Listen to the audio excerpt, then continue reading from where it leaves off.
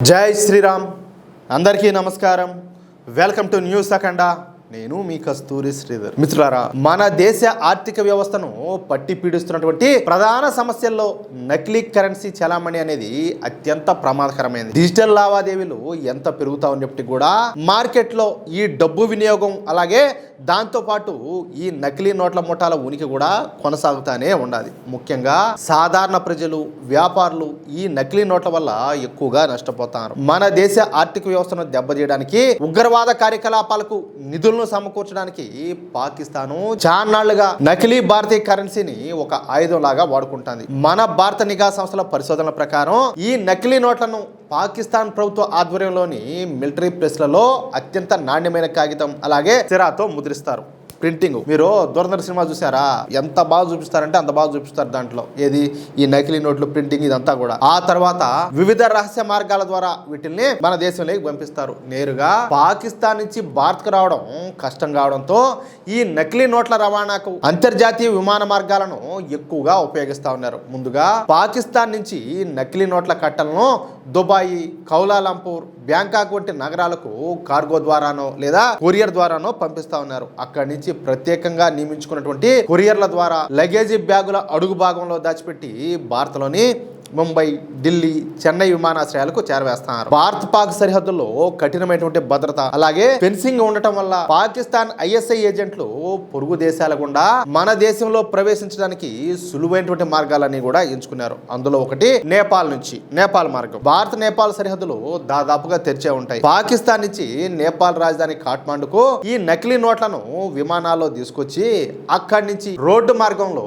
బీహారు, ఉత్తరప్రదేశ్ సరిహద్దుల ద్వారా భారత్లకైతే పంపిస్తా ఉన్నారు. ఇక రెండోది బంగ్లాదేశ్ నుంచి. పశ్చిమ బెంగాల్, అస్సాం రాష్ట్రాలతో బంగ్లాదేశ్ కు ఉన్నటువంటి సుదీర్ఘమైన నదీ ప్రాంతాలు అలాగే పోరస్ సరిహద్దులను వీళ్ళు చక్కగా వాడుకున్నారు. మాల్దా జిల్లా సరిహద్దు గుండా భారీగా ఈ నకిలీ నోట్లు భారత్ కి అయితే సరఫరా అవుతా ఉన్నాయి. అంతేకాకుండా పాకిస్తాన్ సరిహద్దు గుండా రాత్రి వేళలో డ్రోన్ల ద్వారా ఈ నకిలీ నోట్ల కట్టలను అలాగే ఆయుధాలను పంజాబ్ సరిహద్దు గ్రామాల్లో పడేస్తా ఉన్నారు. ఇకపోతే జమ్మూ కాశ్మీర్ అంతర్జాతీయ సరిహద్దు లేదా ఈ నియంత్రణ రేఖ వెంట నిర్మించినటువంటి రహస్య సొరంగ మార్గాల ద్వారానో లేదా నదీ ప్రవాహాల ద్వారా అలాగే కంచె ఆవతల నుంచి ఈ వతలకి ఈ నోట్ల కట్టలంతా కూడా విసిరేస్తా ఉన్నారు. చూడండి, అంటే వాళ్ళకి ఎట్లా వీలైతే అట్లా. సరిహద్దుల్లో నిఘా పెరిగినప్పుడు ఈ పాకిస్తాన్ ముఠాలు సముద్ర మార్గాన్ని కూడా వాడుకుంటా ఉన్నాయి. పాకిస్తాన్ లోని కరాచీ తీరం నుంచి బయలుదేరి ఇంటర్నేషనల్ మారిటైమ్ బౌండరీ లైన్ దాటి వచ్చేసి గుజరాత్ లేకపోతే మహారాష్ట్ర తీర ప్రాంతాల్లోని స్థానిక మత్స్యకారుల పడవల సాయంతో ఈ నకిలీ కరెన్సీని భారత భూభాగానికి చేరుస్తా ఉన్నారు. ఇలాంటి వాళ్ళకి సపోర్ట్ చేసే వాళ్ళు ఇక్కడ చాలా మంది ఉన్నారు. ఎందుకంటే ప్రతి వ్యాపారంలోనూ ప్రతి రంగంలో కూడా వీళ్ళంతా కూడా ఉన్నారు. కాబట్టి ఏంటంటే వీళ్ళు చేపలు పట్టే పేరుతో పోతారు, చేసే పనులేమో ఇట్లా అనమాట. కాంగ్రెస్ ప్రభుత్వం హయాంలో భారత్ పాకిస్తాన్ మధ్య సంబంధాలు ఉన్న సమయంలో నడిచేటువంటి సంజౌతా ఎక్స్ప్రెస్ రైలు అలాగే లాహోర్ ఢిల్లీ బస్సు సర్వీసులను కూడా ఇందుకోసం అయితే వాడుకున్నారు. ప్రయాణికుల సామానుల్లో ప్రత్యేక అర్లను ఏర్పాటు చేసి ఈ నకిలీ కట్లన్నీ కూడా దాచిపెడతా ఉన్నారు. అందుకే ఈ నకిలీ కరెన్సీ నెట్వర్క్ ను అణచివేయడానికి మన మోడీ ప్రభుత్వం 2016లో ఈ పెద్ద నోట్లను అయితే రద్దు చేసింది. ఆ తర్వాత కొత్త భద్రతా ఫీచర్లతో నోట్లను ప్రవేశపెట్టడం, నేషనల్ ఇన్వెస్టిగేషన్ ఏజెన్సీలో ప్రత్యేకంగా FICN సెల్ ఏర్పాటు చేయడం, సరిహద్దుల్లో లేజర్ ఫెన్సింగ్ అలాగే యాంటీ డ్రోన్ వ్యవస్థలను ఏర్పాటు చేయడం ద్వారా ప్రస్తుతం ఈ నకిలీ నోట్ల రవాణా చాలా వరకు అయితే అదుపులోకి వచ్చింది. పూర్తిగా అని చెప్పలేం కానీ చాలా వరకు. దీంతో ఈ పాకిస్తాన్ ఇప్పుడు మన దేశంలో ఉన్నటువంటి జిహాదీల ద్వారానే ఈ దొంగ నోట్ల ముద్రణ అనేటటువంటి దిక్కుమాలిన పనులన్నీ కూడా చేస్తుంది. మన దేశంలో ఉన్నటువంటి ఈ జిహాదీలను విదేశాలకు తీసుకొని పోయి వాళ్లకు ఈ దొంగ నోట్లను ప్రింట్ చేయడంలో గట్టిగా ట్రైనింగ్ ఇచ్చి వాళ్ళ చేతనే మన దేశంలో ఈ దొంగ నోట్ల ముద్రను అయితే నిర్వహిస్తున్నారు. ఈ క్రమంలో అస్సాంలోని గౌహతిలో భారీ నకిలీ కరెన్సీ రాకెట్ అయితే గుట్టు రట్టు అయిపోయింది. ఈ ముఠాకు చెందినటువంటి ఒక నిందితుడు ఇచ్చినటువంటి వాంగ్మూలం ప్రకారం గౌహతి మార్కెట్ లో దాదాపుగా 100 కోట్ల విలువైనటువంటి నకిలీ నోట్లు చలామణిలో ఉన్నట్లు తేలింది. చూడండి, 100 కోట్లంట.